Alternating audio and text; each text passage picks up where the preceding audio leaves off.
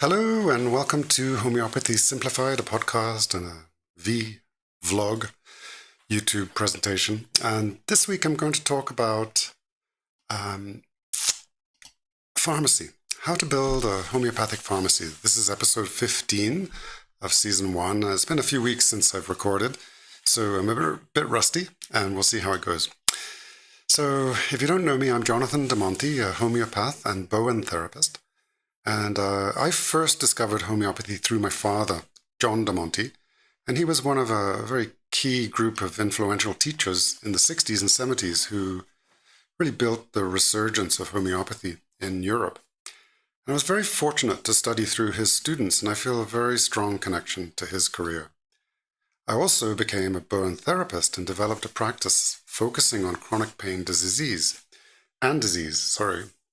And in that practice, I really looked for efficient ways of prescribing remedies. And I went through a gamut of different approaches to practicing homeopathy.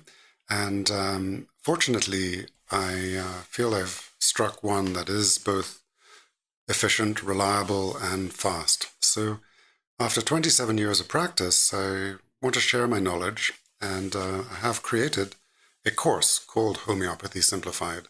And it's a course to create a system that makes the complex simple and shine a path through the forest of ideas and misconceptions about homeopathy. And there are many.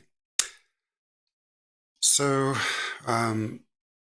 what is a pharmacy? In the Webster's Dictionary, it says, a place where medicines are both compounded or dispensed. That we all know. And how do we come to choosing the remedies is more important than the actual remedies. And as homeopaths, we have to use and rely on trustworthy information. And we glean that information from books called Materia Medicas, which are the remedies with their indications, their scope of use. And then what are called repertories, which are lists of symptoms with the remedies that have that symptom registered in its use. So when we take a case, we look for symptoms that are what we might call repertorizable, ones that we could find in a repertory, and we pool those symptoms and come to a group of remedies that might be useful for the case. And that's the time-consuming part. There are many, many different types of materia medicas and repertories, and it doesn't behoove you to have just one. We need many. So in the use of materia medicus, for example, we have what's called the materia medica pura, which is essentially the original data of the medicines from the time of Hanuman in the 1700s, when he and his followers and students, I suppose, were experimenting to discern what are the medicinal properties of the medicines that are in the materia medica. And what people would do would be to take the medicines to elicit the side effects. And that became the principle of homeopathy. And what's so interesting is that materia medica pura is difficult to read and learn. However, it is the source of the most reliable information we have on homeopathic medicines. At that time, he and his followers produced the data on about 77 remedies. And then we leap forwards to the 2023 when one of the most recent repertories was released, and it contained information on 3,600 remedies. So the science of homeopathy has expanded, and we've developed many, many thousands of remedies. However, it becomes harder to choose between many than to choose between few. And there's a good question I would raise as to whether there is value in having 3,600 remedies or better value in having just 77. You know, those original homeopaths practiced and had perfect results.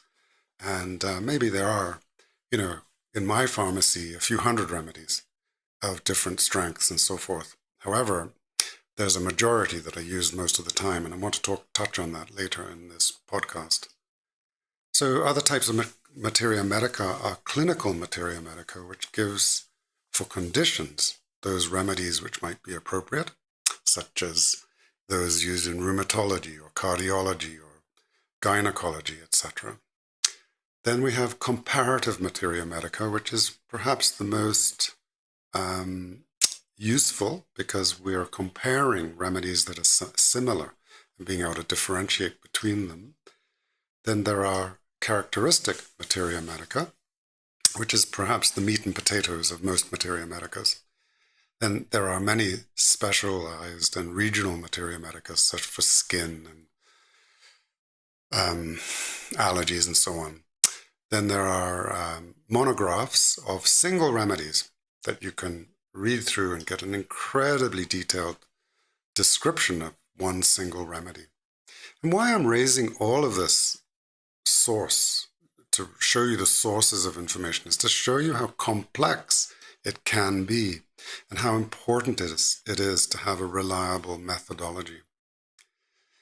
Repertories can come in many shapes and sizes. Characteristic repertories, concise repertories, and combined repertories with materia medicas. There's, the big books of multiple thousands of remedies, synthesis, which is now Adonis, the complete repertory, and so on. So the one I rely on quite a lot is one from 1826, which is called the Therapeutic Pocketbook. And that's by Boninghaus, Maria Klaus von Boninghausen.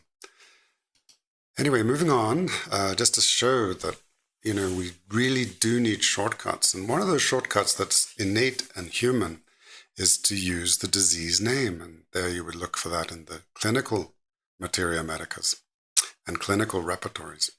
However, diagnosing a person for a homeopathic remedy based upon their disease is very limiting in that the pool of remedies for such a disease is limited. There's only so many that are clinically used for that particular condition. And that's why you see these combination homeopathic remedies for such things as liver problems, where you might have 4 or 5 different remedies, even more sometimes, that are known to treat the liver. However, it's very limited because, like any medicine, it may have an effect for a short time, but because it's a multiple group of remedies, we don't know which one was effective, and therefore we can't use its medicinal effects in other strengths because we don't know which one it is. So therefore, it's a very limited use and not always curative. Great for palliation and support of a condition. However, many people I see using combination homeopathic remedies tend to be developing symptoms from those remedies because, like anything, if you keep repeating it, you're going to get the side effects.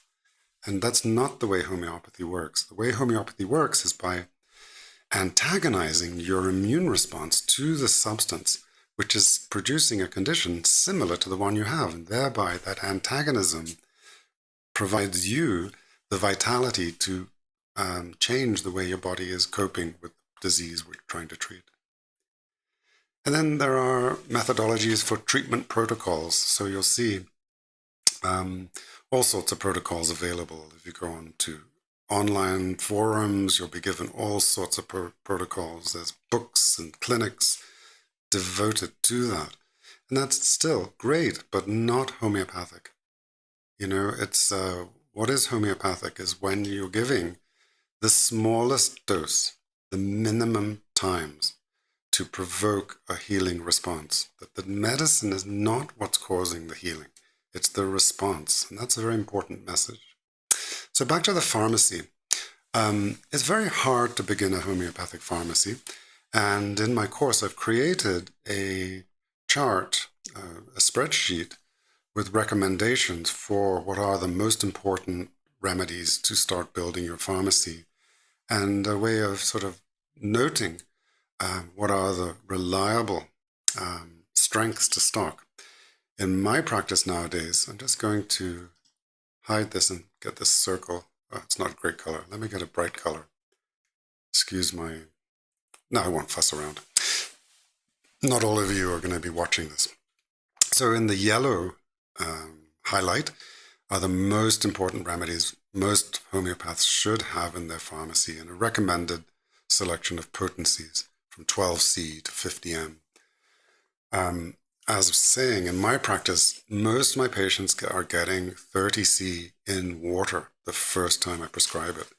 And that's simply because I want to address their chronic condition and not push them too hard. So all those in yellow, from aconite to alumina, arnica, arsenicum, arida carbonicum, sorry, the dog's trying to come in, are all vitally important for any homeopathic kit or pharmacy. And then next importance are green, and we see things like ambergrissia, ammonium carbonicum, antimoniums, etc. A third importance are those that are useful to have. You'll use them, but not that often. Agaricus is the mushroom, the red and white toadstool that we know. Ammonium muriaticum, not as commonly used as ammonium carbonicum, for example. So it's a guide to choosing remedies. And very rare remedies that I use are Angostura, and so on. So this sheet or spreadsheet is available in the course, and if anyone desperately wants to see it, I'm happy to send them a copy. Just send me an email at jd@homeopathysimplified.com. So back to the real point of this lecture, is that using homeopathic remedies in the most reliable manner requires following the principles of homeopathy when choosing them, meaning that we can choose for common conditions, and we will get some success for that, and treat simple injuries and so on. However, the most profound results we can do much better with homeopathy when the remedy is selected on reliable symptoms that are found by using those characteristic and nuanced changes in the state of health of the patient, using the entire history of the patient. And in other words, what has changed since they became ill? So very important. I recently was working on a case that went all the way back to childhood, and the same characteristic of causation and symptomology really helped confirm a remedy that would be very useful.